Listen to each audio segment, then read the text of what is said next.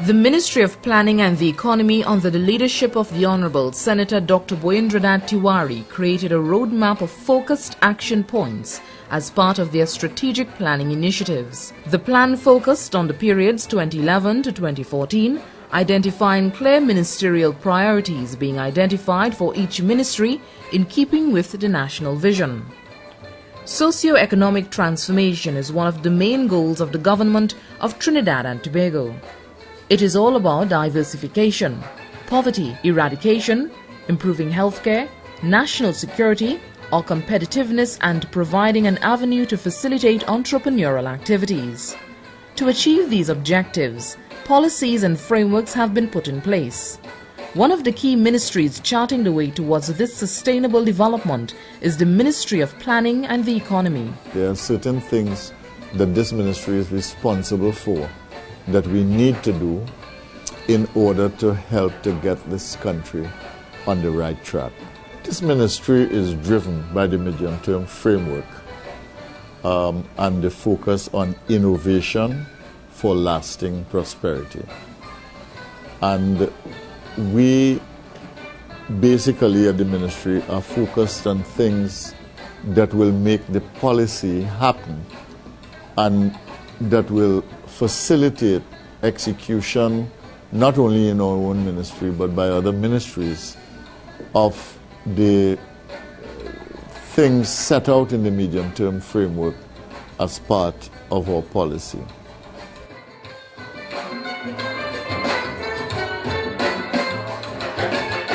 The dedicated workers in various departments of this ministry are engaged in groundbreaking work which is set to transform this country. I think the Ministry of Planning is a significant ministry in government as we work with other ministries and departments, with other sectors in setting the strategic direction for the government and implementing the government's mandate within the public sector and within the country as a whole.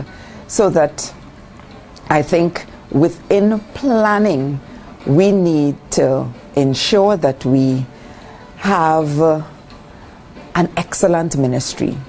We have the Socio-Economic Planning Division, the PPRD, Policy Planning and Research Division, and the National Transformation Unit, all working together. They're working on various aspects of national development, but they have come to a place where they understand that they need each other if the whole picture is to be articulated to the rest of the ministries and departments. To embrace the theme, Innovation for Lasting Prosperity, a medium-term policy framework was developed through the collaboration with the divisions of the ministry and key units of ministries comprising the government. The medium-term policy framework evolved from the vision and perspective as articulated by the Manifesto of the People's Partnership. The desire is to maintain the ideal of working for the people and with the people. With this in mind, the policies embrace the 7 interconnected pillars: people-centered development, poverty eradication and social justice, national and personal security, information and communication technologies, a more diversified knowledge-intensive economy, good governance and foreign policy. This policy framework is a landmark achievement as it represents the first time any attempt has been made to integrate and articulate government's approach to development on the basis of shared priorities and cross-cutting interventions. The National Transformation Unit over the last fiscal year has been engaged in the development of a national performance framework. In this process, the unit has been engaging all ministries across the public service in a number of consultations, and they have come up with a draft performance management framework which we intend to roll out in 2013. Socio-economic policy planning division has a major responsibility for developing medium and long-term macroeconomic plans and policies. It provides leadership in the area of development planning. The National Transformation Unit is a recently established unit of the Ministry of Planning and the Economy. Its mandate has been articulated by the Cabinet to introduce within the system of the public sector a process of monitoring and evaluation against policies and plans and programs of the whole public sector. It's a new concept for the government of Trinidad and Tobago. In recent years, we have started to ask the questions as to what has been the impact of this development policies and plans and the budgeting for those things through a series of interactions starting from as early as November last year, where we started to interact with our ministers, the senior public members of the public sector as our permanent secretaries and deputy permanent secretaries, and in February of this year had a series of cluster meetings with the ministries who are very critical to the achievement of the 5 priorities that we have had a very dynamic engagement with technical officers to identify the outcomes that we are working towards, and then through that process get a more direct alignment between the work of the ministries as well in terms of achieving these 5 priorities. One of the outcomes of this national performance framework would be you're now measuring in a comprehensive, robust way what it is you are achieving. And hence, as a result of the measurement and the monitoring of what you have been implementing, you can now use this to re-engineer your programs and policies going forward. The introduction of monitoring and evaluation within the planning cycle has been a really mature step for the government, because it means that we have to critically assess the impacts of everything that we are doing on the lives of the people of Trinidad and Tobago. We welcome this change within the planning framework. And within the medium-term framework also, there are targets that have been identified. This ministry has responsibility for reporting through the Honorable Prime Minister on the Millennium Development Goals, and therefore we are also very mindful not only of our own national policy and the context in which we operate in relation to CARICOM and the challenges of globalization, which is why we are focused on an innovation-driven economy, but we are also mindful of the fact that we have commitments to Millennium Development Goals, and we are measuring that process. We have achieved about 90% of our targets as set by the Millennium Development Goals, and I have very good reason to believe that by 2015 we will have achieved 100% of the targets identified for countries across the world. While promoting development based on citizen participation and inclusion is important, sound development planning is essential.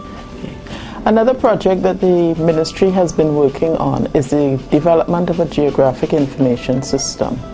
The Town and Country Plan Division has been leading this process. Recognizing the challenge in delivery of work, we felt that the geographic information system would be a system which would allow us to deliver applications and planning documents and information to the public faster.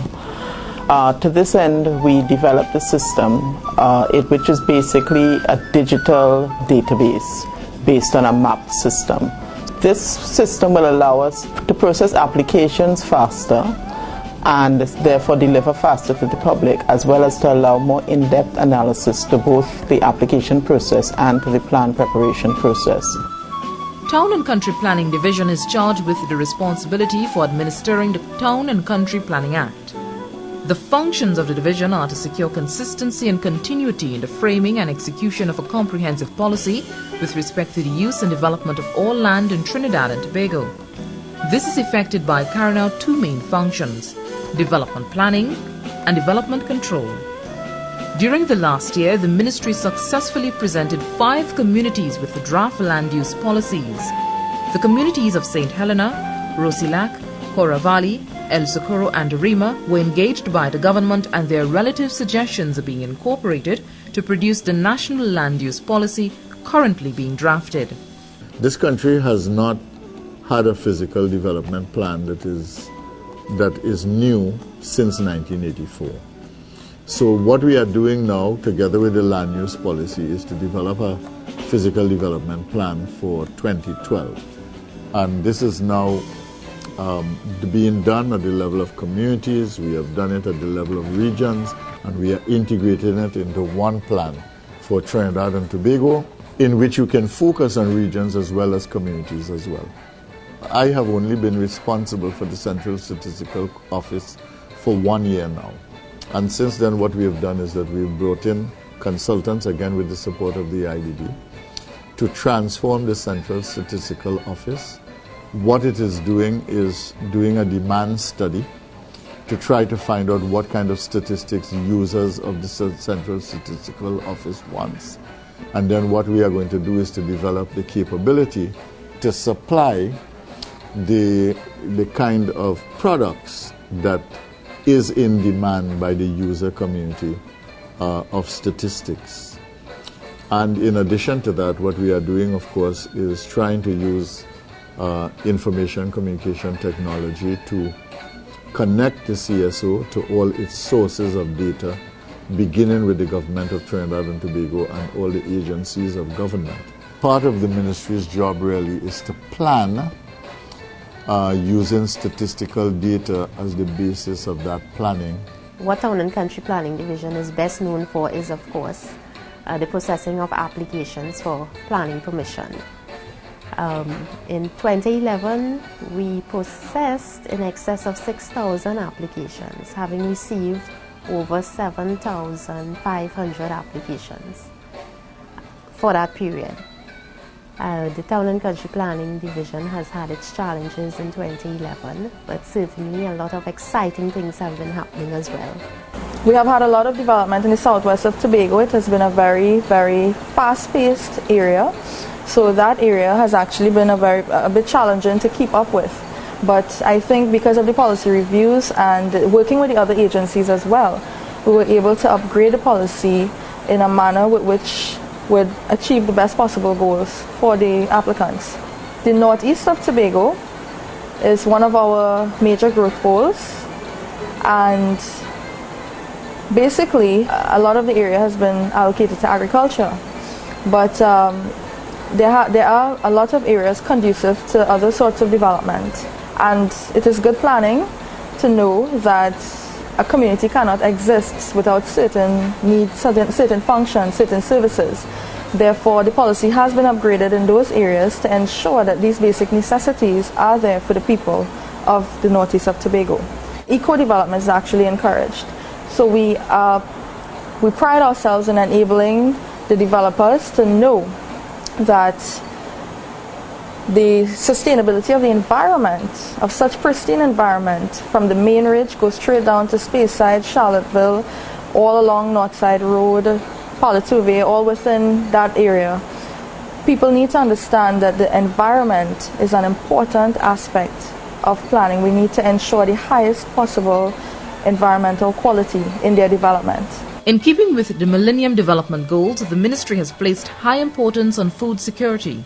Key to this is a modernized and internationally competitive agricultural sector with sustainable long-term productive employment.